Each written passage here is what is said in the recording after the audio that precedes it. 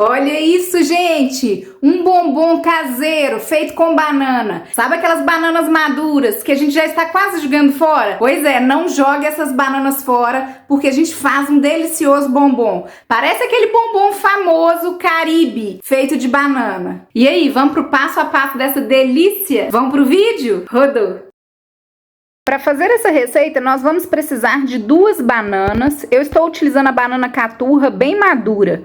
Quanto mais madura estiver a banana, mais saboroso vai ficar o bombom e a gente não vai precisar utilizar nem açúcar nem adoçante. Eu vou pesar as bananas para a gente ter uma noção da quantidade que está indo nesse bombom. Agora nós vamos amassar bem as bananas. O segredo está em amassar bem. Quanto mais a gente amassa, mais a gente extrai o açúcar da fruta. Vamos transferir essa banana para uma frigideira antiaderente e vou acrescentar o cacau. Para essa quantidade de banana, eu vou utilizar 2 colheres de sopa de cacau em pó 100%. 2 colheres de sopa deu em média 20 gramas de cacau em pó. Cacau em pó 100% ele não tem açúcar, então ele é bem amargo. Eu vou deixar apenas o doce da banana. Mas se vocês quiserem uma receita mais doce, vocês podem utilizar o cacau 50% ou 75%. Vou dissolver todo esse cacau sem levar a banana ao fogo. Agora nós vamos cozinhar essa mistura e vamos deixar reduzir um pouco, deixar essa banana encorpar com o cacau.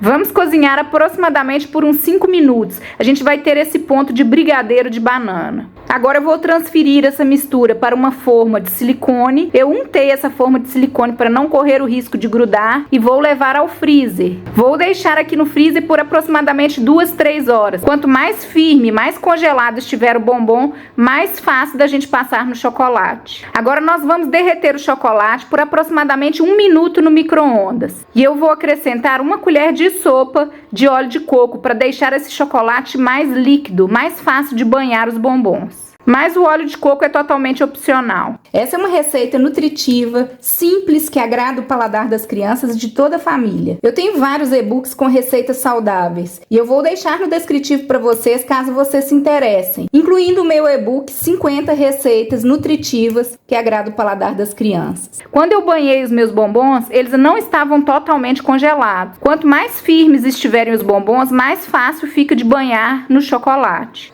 Daí nós vamos transferir os bombons banhados no chocolate para um recipiente forrado com papel manteiga e levar ao congelador por aproximadamente 2-3 horas. Se vocês quiserem o bombom mais firme, é só deixar no congelador. Se vocês quiserem ele mais macio, é só guardar dentro da geladeira. E agora é hora de provar, hein?